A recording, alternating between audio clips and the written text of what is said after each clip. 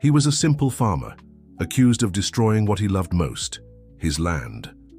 But with courage, unexpected support, and revealing evidence, John faced the system and exposed a scheme no one could have imagined.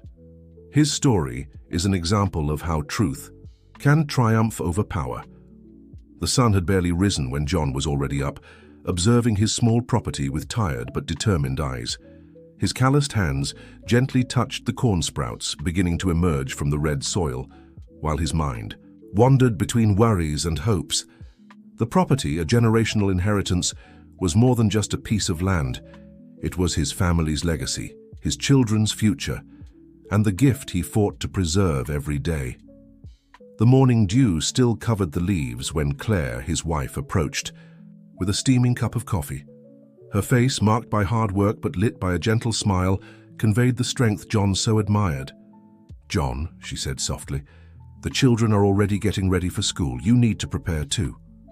John nodded, sipping his coffee as his eyes scanned the expanse of his plantation. The day that was beginning would not be like the others. In a few hours, he would stand before Judge Augustus Thompson, facing accusations that made his heart tighten with indignation. "I can't understand, Claire," he murmured. "How can they accuse me of destroying the very thing I protect the most? This land is our life." Claire held his hand firmly. "We will prove our truth, John. We are not alone in this fight." In the modest kitchen of their home, their children, Michael and Anna, aged 8 and 6, were having breakfast. Their innocent faces did not fully grasp the storm that was approaching, but they could feel the tension in the air. John kissed each of their foreheads, promising to return soon to help them with their homework. As he got ready, putting on his only dress shirt, saved for special occasions, John recalled the events that had led him there. It all began 3 months earlier, when government officials showed up at his property, claiming he had destroyed a protected environmental area. The accusations were absurd. John had always been known in the community for his sustainable practices and respect for nature. The journey to the town courthouse was long and dusty. John gazed out the bus window at the familiar landscapes he loved so much. Every turn in the road revealed another piece of the region's history, where small farmers struggled to hold on to their land in the face of the voracious advance of large corporations. When he arrived at the courthouse, John felt the weight of everyone's eyes on him. Dressed in his simple dress shirt, he stood in stark contrast to the elegant suits of the lawyers and officials bustling through the halls. But it was the gaze of Judge Augustus Thompson that struck him the most, a mix of disdain and superiority that made his stomach churn. The first hearing began with a series of formal accusations. The prosecutor, in a monotonous voice, listed alleged environmental violations that John had supposedly committed. But it was when Judge Thompson began his questioning that the true ordeal began.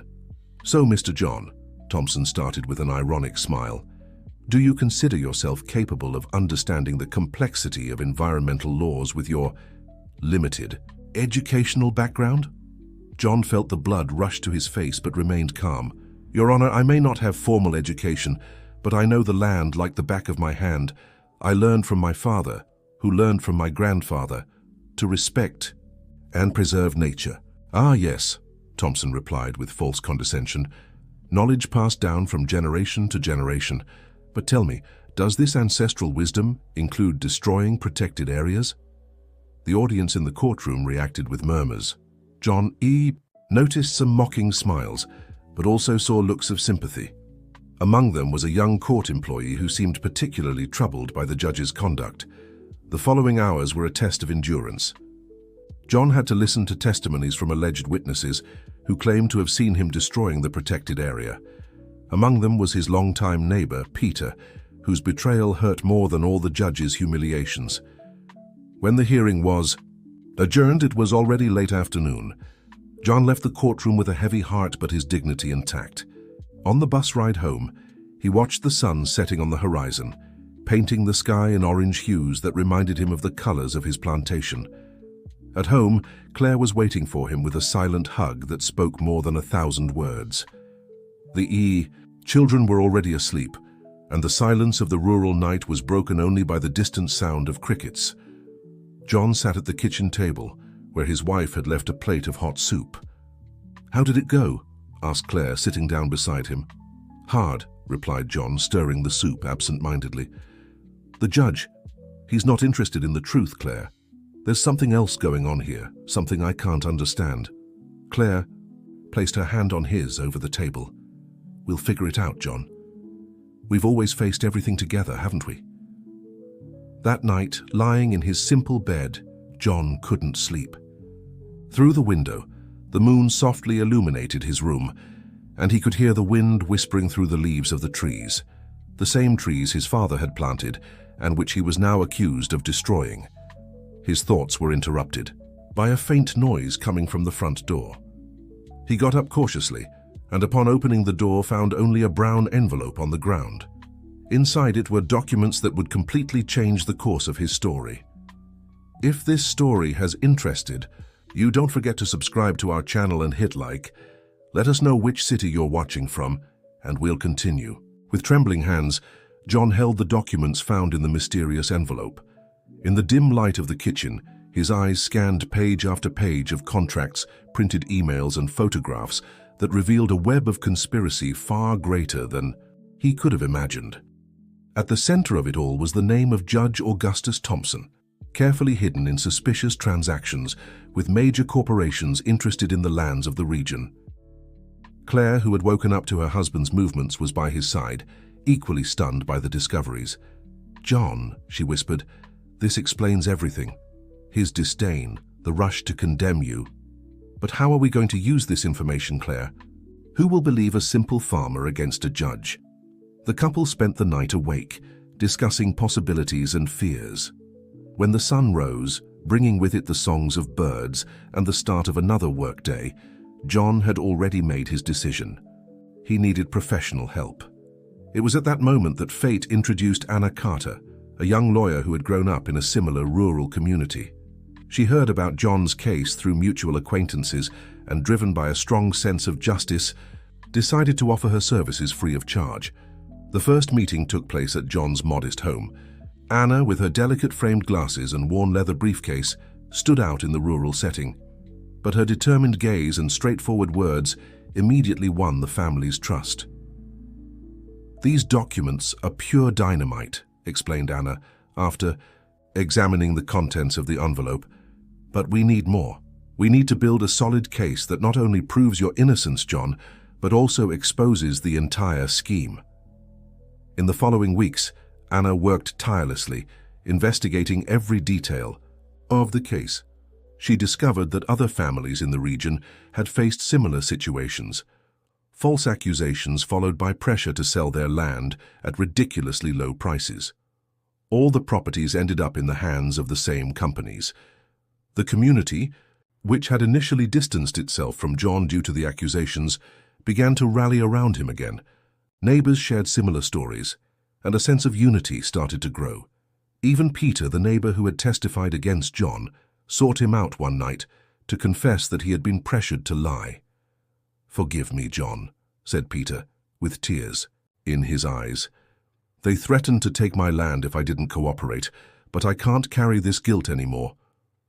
Peter's confession was a turning point. Anna managed to convince him to change his testimony, and other witnesses began to do the same. The truth, like a dammed river, was starting to find its way. During this time, John continued his work on the land. The plants didn't wait for the justice of men to grow, and his family still needed to eat. Claire, stronger than ever, took the lead of a group of women from the community who began organizing peaceful protests in front of the courthouse. Michael and Anna, the couple's children, noticed the changes around them. At school, other students, children of farmers facing similar situations, came closer. The children, in their innocent wisdom, created their own protests through drawings and essays that told the stories of their families. One afternoon, while John was working in the plantation, he received an unexpected visit. It was Mrs. Matilda, an elderly lady who had known his parents. With slow but determined steps, she approached carrying an old box. "John," she said, "your father asked me to keep this before he left. He said that one day you might need it." Inside the box, John found old photographs and yellowed documents that proved the supposedly protected area had been irregularly purchased by the current owners. Anna was especially excited about this discovery. "This changes everything," she explained. "We can prove that the area shouldn't even be considered for preservation, as the original documentation was fraudulent." The news of the case began to spread beyond the community's boundaries. Local journalists, initially skeptical, started investigating the connections between Judge Thompson and the companies involved. A young reporter, in particular, managed to uncover a pattern of judicial decisions that always favored the same business groups. At home, Claire kept the family united and strong. Meals continued to be moments of communion, where they talked about hopes and plans for the future.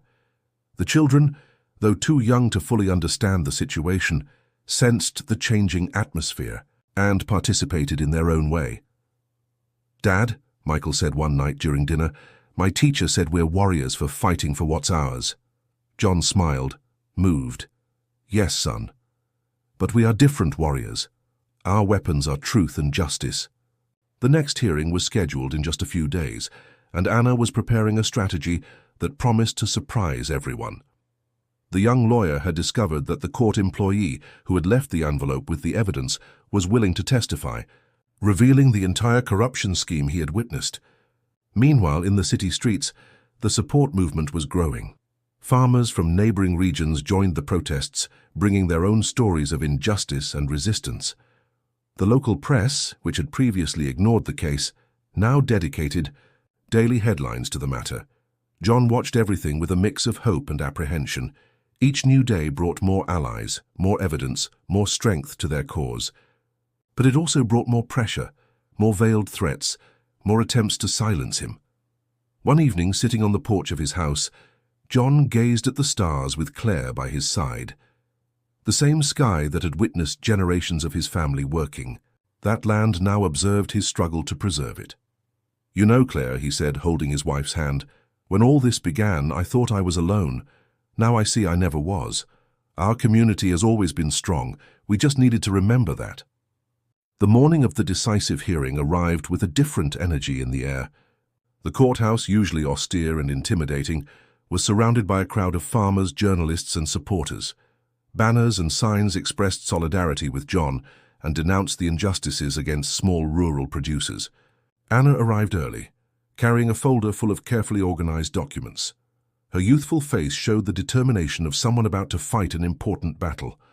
When John and Claire arrived, accompanied by their children dressed in their finest clothes, he felt even more certain that he was on the right side of history. "Ready?" asked Anna, adjusting her glasses. John nodded, looking at his family. Michael and little Anna were holding Claire's hands, their wide eyes observing. Everything with curiosity and apprehension. "More than ever," he replied. Inside the courtroom, the atmosphere was electric. Judge Augustus Thompson entered the room with his usual pomp, but something in his gaze betrayed an unusual unease. The rows of seats were packed, and among those present was Mrs. Matilda, clutching the old box of documents firmly in her lap. The session began with Anna presenting a motion that took everyone by surprise. "Your Honor," she began, her voice clear and firm, "before we proceed with the accusations against my client, I would like to present evidence that this case is based on fraudulent documentation and ulterior motives." Judge Thompson tried to interrupt her, but Anna was prepared. With precise movements, she began projecting emails, contracts, and photographs that exposed the corruption scheme. With each new revelation, the judge's face grew paler. "How dare the attorney make such baseless accusations?" thundered Thompson, slamming his gavel forcefully. It was at this moment that Charles Smith, the young court clerk who had delivered the envelope to John, stood up. "The accusations are well-founded, Your Honor. I myself witnessed several meetings between Your Honor and representatives of the corporations interested in the farmers' lands." A murmur swept through the room. Thompson, visibly disturbed, tried to order Charles's removal, but other court employees began to speak up, confirming the accusations. Anna continued, then presenting Mrs. Matilda and the historical documents she had kept. The yellowed pages told a different story about the supposedly protected area, revealing that the designation of the area as an environmental reserve had been done irregularly. These documents, explained Anna, prove that the area in question was part of John's family property for generations before being taken through questionable legal maneuvers. Peter, the neighbor who had testified against John, asked to speak. With a choked voice, he publicly confessed how he had been coerced into lying. His testimony opened the door for other residents of the region to share similar experiences of intimidation and pressure. In the middle of the hearing, a group of journalists hurriedly entered the room. The young reporter who had investigated the case carried a folder with new documents. "Your Honor," he said, addressing the substitute judge who had been called to oversee the case, "we have here evidence of a systematic pattern of judicial decisions that benefited the same companies in various similar cases." John watched everything with a mix of emotions. His calloused hands, which had worked so hard on that land, were now intertwined with Claire's, who wept silently beside him. Michael and little Anna, though they didn't fully understand all the details of what was happening, sensed that something important was changing. The community present in the courtroom witnessed a historic transformation. Years of injustices were coming to light, and the system that had oppressed them for so long was beginning to show its cracks. Farmers from different regions recognized themselves in each other's stories, further strengthening the bonds of solidarity that had formed. During a break in the session, John found a moment to talk to his children in the courthouse hallway. "Do you understand what's happening?" he asked, kneeling down to be at their level. Michael, the eldest, responded with wisdom beyond his years. "We're showing that speaking the truth is important, Dad." Little Anna added, "And that we need to help each other, like you always say." John hugged his children, feeling his heart overflow with love and hope. Claire joined the family embrace, and for a moment, amidst all the chaos of the courtroom, they were simply a family united by love and the strength of their convictions. The afternoon progressed, and more revelations emerged. Employees from companies involved in the scheme began coming forward voluntarily, bringing new evidence and testimonies. The case, which had started as a simple accusation against a farmer, had turned into a broad investigation into corruption and abuse of power. Anna worked tirelessly, connecting the new information and building an increasingly solid case. Her dedication had inspired other young lawyers present in the courtroom who offered to help other farmers in similar situations. Meanwhile, outside the courthouse, the peaceful protest continued to grow. People of all ages and backgrounds came together in support, not only of John, but of all the small farmers fighting to keep their land and their way of life. The women of the community, led by Claire, had organized an impromptu exhibition of family farming products, showing everyone the value and importance of work in the fields. Among the products was a basket with the best fruits from John's plantation, symbolizing the resilience and fertility of well-tended land. The sun was beginning to set when the substitute judge called for a recess to review all the new evidence. John and his family waited outside the courtroom, surrounded by friends and supporters. The atmosphere, once tense and oppressive, was now filled with hope. "Regardless of the outcome," John said to Claire, "we've already achieved something important. We've shown that we're not alone, that our fight is just." Claire smiled, wiping away a tear. "And we've shown our children that the truth, even when it seems weak, can overcome the power of money and lies." Night was approaching, but no one wanted to leave. That court, which for so long had been a symbol of oppression for small farmers, was now becoming a landmark of change and hope. The stars began to appear in the sky, the same ones that for generations had illuminated the work of the men and women of the countryside, silently witnessing their struggle for justice. The last day of the hearing dawned with a different atmosphere in the courtroom.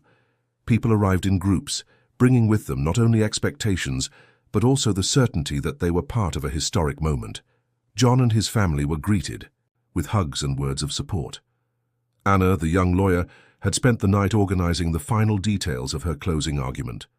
Her face showed signs of fatigue, but her eyes shone with determination. Before entering the courtroom, she gathered John and his family for a moment of reflection. "Today is not just about proving your innocence, John," she said. "It's about showing that the justice system can work for everyone, not just the powerful." Inside the courtroom, the substitute judge, Dr. Richard Miller, a man known for his integrity, took over the case permanently after Judge Thompson's removal. His first action was to allow everyone involved to have a voice, starting with the small farmers. John was called to give his final testimony. He stood up slowly, adjusted his simple shirt, and walked to the front of the room. For a moment he looked at his family, Claire, Michael, and little Anna, seeking strength in their loving and trusting gazes. "Your Honor," he began, his voice steady despite the emotion, "I was born and raised on the land. I learned from my father, who learned from my grandfather, that the land is not just a piece of ground we can buy and sell. It is life. It is history. It is the future." The silence in the courtroom was absolute as John continued. "When I was accused of destroying what I love and protect the most, it felt as if a piece of my heart had been torn out. But today, I see that this unjust accusation has brought to light something greater than my own pain." John then spoke about the community, about how the farmers had come together, about how families were learning to fight together for their rights. He spoke about the value of honest work and the importance of preserving not only the land, but also the values and traditions passed down from generation to generation. Anna presented her final remarks masterfully, connecting all the evidence into a clear narrative that exposed not only John's innocence but the entire corruption scheme that had been uncovered. Her presentation was interrupted several times by spontaneous applause from the audience. The most surprising moment, however, was yet to come. An elderly lady who had remained silent throughout the entire process asked to speak. It was Mrs. Teresa, a former employee of Judge Thompson's household. "I need to say something," she said, her voice trembling but resolute. "Many years ago, when Dr. Augustus Thompson was just a young law student who faced severe hardships, it was John's father, Joseph, who took him in on his property, offering work and a place to stay until he could get back on his feet." The revelation caused a stir in the courtroom. Mrs. Teresa continued, "Young Augustus promised never to forget that kindness, but it seems that power and ambition have a sad way of changing people." Judge Miller listened carefully to all the testimonies. When the last witness finished speaking, he called for a brief recess to formulate his decision. During the wait, the community gathered in the courthouse courtyard, forming circles of prayer and support. Claire organized the children present, including little Michael and Anna, to sing an old country song about hope and renewal. The children's voices echoed through the courthouse, reminding everyone that the future was present in that struggle. When everyone returned to the room, Judge Miller was ready to deliver his decision. His expression was serene as he began to speak. This case, which started as a simple environmental accusation, has revealed itself to be much larger. It has revealed the strength of a community, the importance of truth, and the need for true justice. With clear and firm words, the judge not only acquitted John of all charges, but also ordered a full investigation into the actions of Judge Thompson and the companies involved in the scheme. He also mandated protective measures for all the farmers who had been harmed by previous decisions. The celebration that followed was spontaneous and emotional. People hugged, cried, and laughed all at once. John, at the center of it all, was lifted up by his fellow farmers in a show of respect and joy. In the weeks that followed, changes began to take shape.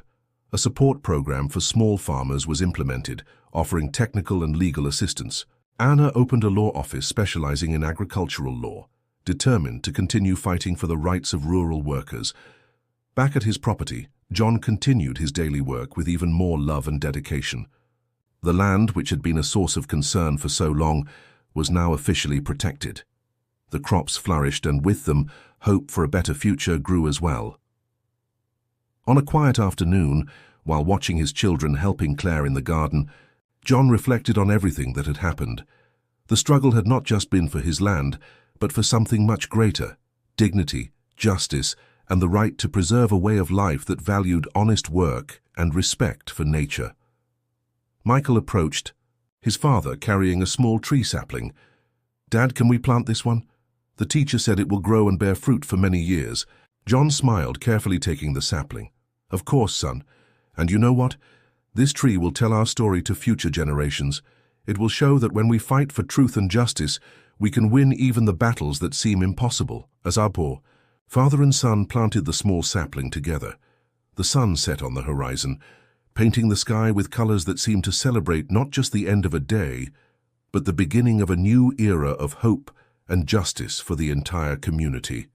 Dear listeners, we hope the story of John and his family has touched your hearts. To continue this journey of inspiring stories about people fighting for justice and dignity, we've prepared a special playlist with equally moving narratives. You can find it by clicking the link to your left. If this story about strength, perseverance, and the power of truth has moved you, be sure to subscribe to our channel and give the video a like. Every day we bring new stories that showcase the greatness of the human spirit and the importance of fighting for what is right. Share in the comments which city you're watching us from and tell us if you know any stories similar to John's. Your experience might inspire others who are going through similar situations. Turn on the bell to not miss any of our exciting stories. Tomorrow, we'll bring another narrative that will touch your heart and show that justice, even when it seems far away, always finds its way. Until the next story.